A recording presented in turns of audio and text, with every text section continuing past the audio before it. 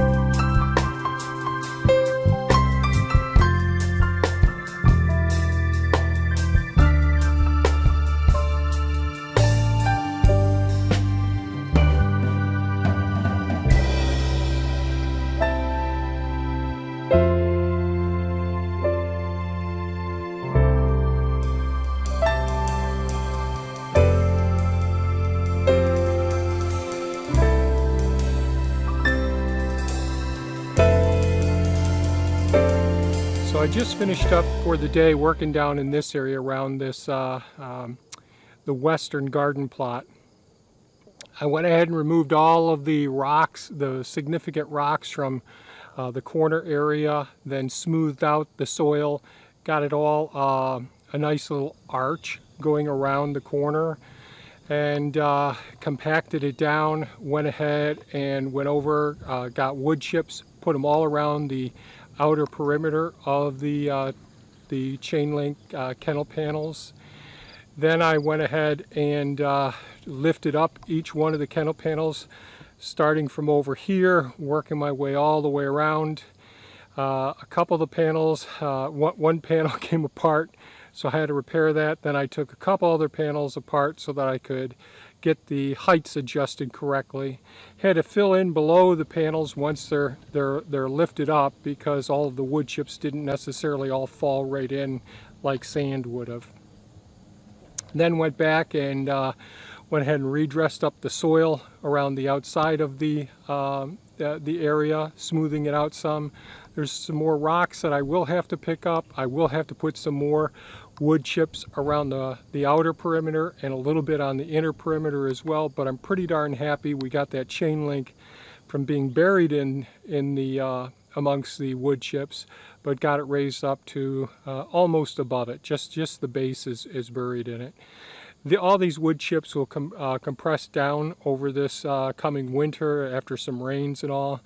But I think that the chain link kennel panels are going to be in pretty good shape for next year as well. We'll see.